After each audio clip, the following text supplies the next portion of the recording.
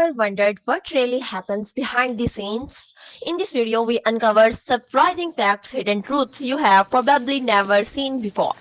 Get ready to be shocked, enlightened, and maybe even changed. Home Alone wasn't just a Christmas comedy. It was childhood chaos wrapped in holiday magic. But behind the ornaments and the quiet house glowing in the dark, it was danger disguised as family fun. Joe Pesci scared Macaulay for real. Kevin's wildest stunts belonged to a grown man hidden in a kid's coat. And Paris? It never left Chicago. These are 15 weird facts about Home Alone, where the traps were clever, the danger was real, and the kid in the house became a Christmas legend. Number 1. A mobster terrified an 8-year-old. Joe Pesci didn't play Harry like a cartoon crook. He played him like a real threat. He avoided Macaulay Culkin between takes so the kid would genuinely be scared of him, and it worked a little too well. During rehearsal for the First thing I'm gonna do is bite off every one of these little fingers, one at a time. Pesci actually bit Culkin's finger hard enough to break the skin. Culkin still has the scar, but Pesci had a bigger problem, his mouth. Coming straight off Goodfellas, he kept slipping into F-bombs in front of the children. Chris Columbus finally pulled him aside and begged him to pick one safe word, any word, and use it every time he felt a curse coming. Pesci chose fridge, so every angry mutter, every hissed threat, every near explosion you hear in the movie, that's a legendary mobster trying not to swear at an 8-year-old.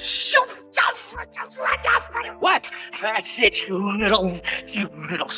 Where are you little creep? Number 2. The real tarantula take. Daniel Stern thought the script was joking, a tarantula crawling across his face for a Christmas movie, but the animal wrangler brought out a real one, a large, heavy-bodied tarantula named Barry, and Stern realized there was no trick coming. No puppet, no animatronic. If Marv was going to scream, a living spider had to make the journey. He agreed to do the stunt once, one take only, but there was a problem. Tarantulas don't like loud noises. A real scream might startle Barry, and a startled tarantula bites. So Stern lay on the floor while that spider crawled up his cheek, across his mouth, and toward his ear, and he kept his mouth open in a silent, terrified "oh." The now iconic scream was added later in a sound booth, but the fear in his eyes, that wasn't acting. That was a man praying the spider didn't change its mind. One take, one crawl, one perfect shot, and a scream recorded after the danger had already passed. Number 3. Kevin's 30-year-old double. Every time Kevin rockets down the stairs on a sled, ziplines into a treehouse, or launches himself across the yard, it looks like an 8-year-old defying physics. But Macaulay Culkin didn't do any of it, and no kid ever could. The crew needed someone tiny enough to pass as Kevin, but strong enough to survive the impacts, so they hired Larry Nicholas, a 30-year-old stunt pro who'd already earned his bruises. He squeezed into Kevin's little winter coat, pulled the knit cap over his grown man hair, and crawled into sets built for someone 1/3 his size. The wild zipline, Larry. The stair sled shot that would have sent a real kid to the ER, Larry again. It's one of the film's strangest magic tricks. A full-grown man taking every hit Kevin never had to, and making him look fearless. Number 4. The BB painted by hand.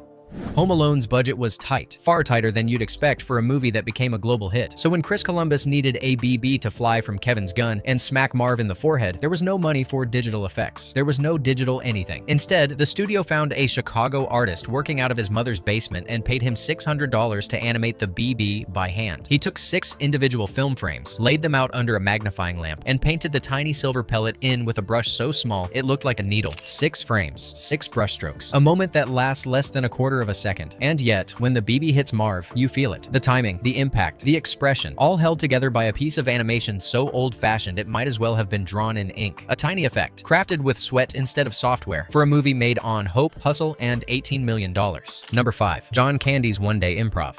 John Candy showed up to Home Alone for a single day, 23 hours straight, and somehow stole the entire movie. And almost nothing he said was in the script. John Hughes was famous for guarding his dialogue, but Candy was the one person he trusted to just riff. So Candy started talking about Polka King tour life, about ridiculous gigs, about the Kenosha Kickers. Catherine O'Hara had to react in real time because even she didn't know what he'd say next. His airport van monologue, the one fans quote every Christmas, wasn't rehearsed, wasn't planned, wasn't written. One take, zero prep, pure Candy. He arrived exhausted, underpaid, crammed into a tiny van, and walked out with one of the funniest scenes in the film. Polka King of the Midwest.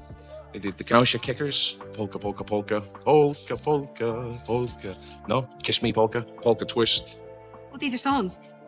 Yeah. Number 6. The scene that found its soul. Right after Candy delivered all that chaos and comedy, something completely different hit the set. Chris Columbus believed the movie needed a moment of quiet, a scene that made the story more than slapstick and screaming. So he expanded the church conversation between Kevin and old man Marley. In the script, it was short, simple, forgettable. Columbus added Marley's confession about being afraid to call his son, a line that stopped everyone on set. Suddenly, the scary neighbor wasn't a legend or a joke. He was a lonely man trying to fix his life. Then Columbus added the final payoff, Kevin watching from the window as Marley finally hugs his granddaughter. That moment wasn't wasn't in Hughes' script at all. Comedy gave the movie its laughs. But this scene, this tiny quiet detour, gave Home Alone its soul. Number 7. A casting lesson Columbus learned. When Chris Columbus cast Kieran Culkin as Fuller, it seemed simple. The kid was cute, funny, and already used to being on sets. But Columbus later admitted he had no idea what came packaged with hiring a child actor, the entire family, and the Culkin household was complicated. As filming went on, Columbus started hearing stories, real, messy, hair-raising stories, about what life was like for the Culkin kids off camera. A few years later, those rumors exploded into a public legal battle as Kieran's parents fought over money, custody, and control of their children's careers. The experience changed Columbus. It taught him that casting a child isn't just hiring an actor, it's stepping into their world, their past, and sometimes their pain. And on Home Alone, that lesson hit long before anyone said action. Number 8. John Williams saved the score.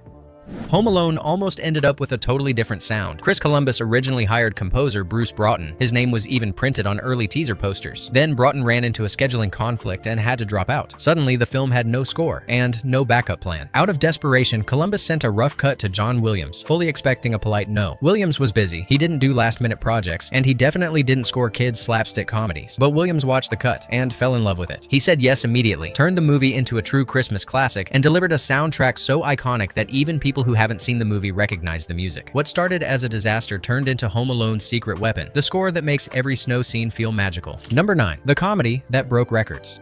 When Home Alone hit theaters in 1990, nobody expected anything crazy. It was a Christmas comedy made for $18 million. Cute, cheap, harmless. Then it opened and didn't stop. Week after week, it stayed at number 1. Families kept coming back. Kids dragged their parents. Parents dragged their friends. It stopped being just a movie. It became an event. By the end of its run, Home Alone had become the highest-grossing live-action comedy ever made in a single country. Guinness even stepped in and made it official. And here's the part people forget. That record held for 27 years. 27 Christmases. 27 holiday seasons where nobody else touched it. It took a massive Chinese blockbuster in 2017 to finally knock Kevin off the throne. Not bad for a kid who spent the whole movie defending his house with toys. Number 10. The house fans never stopped visiting.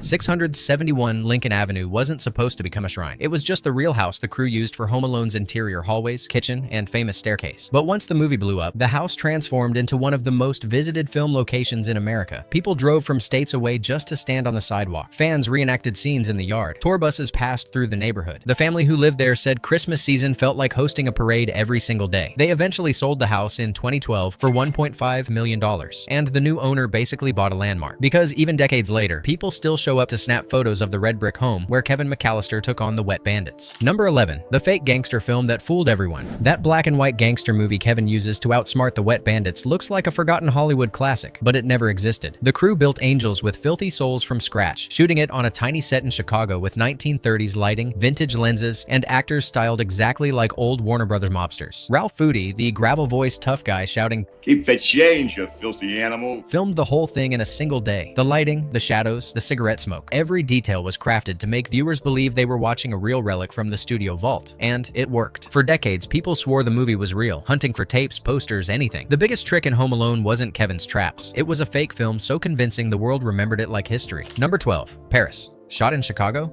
Home Alone jumps from suburban Illinois to glamorous Paris, but the cast and crew never left Chicago. Every Paris moment was a cheat. The airport scenes, filmed at O'Hare. The fancy first-class cabin where Kevin's family panics mid-flight, that wasn't a real plane at all. It was a set built inside the basketball court of New Trier High School. Even Kevin's flooded basement wasn't a basement. The crew transformed the school's indoor swimming pool into a nightmare plumbing disaster, complete with icy water and floating paint cans. The movie makes the world feel big. Illinois to Paris, Paris to Illinois. But the truth is simpler. Kevin never had to cross an ocean. Hollywood just made Chicago feel like everywhere at once. Number 13. The Home Alone empire exploded. Home Alone didn't just become a Christmas hit, it blew up into a full empire. When Home Alone 2 landed and hit big all over again, Fox realized they weren't sitting on a movie, they were sitting on a brand. Suddenly the world was flooded with Home Alone merchandise. Video games on NES, Sega, and Game Boy, 2 board games, novelizations, lunchboxes, even pajamas with Kevin's scream printed on the front. And then came the wildest twist, the Talk Boy. It was just a prop in the sequel, but fans wanted it so badly that Tiger Electronics turned it into a real toy. It sold out everywhere and became the must-have gadget of the 90s. After that, the sequels kept rolling, 3, 4, and 5, keeping the franchise alive long after Kevin left the house. By the end of the decade, Home Alone wasn't just a film, it was a tradition, a product line, and a universe kids grew up inside. Number 14. Poland's holiday tradition.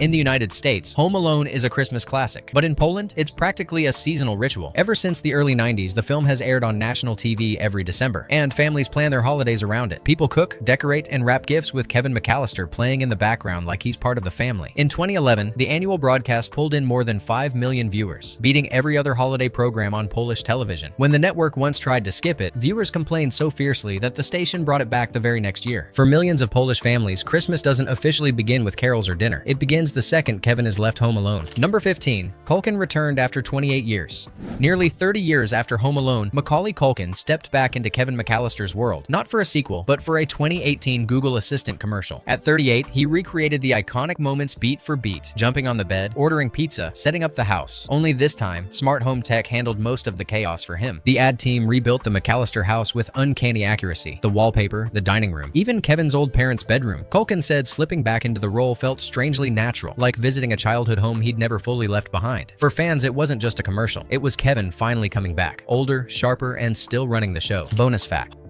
Home Alone didn't just make money, it printed it. Since 1990, the film has earned. Thanks for watching all the way through. If this opened your eyes, hit like, share it with your friends. And don't forget to subscribe for more eye-opening videos. Stay curious, stay away.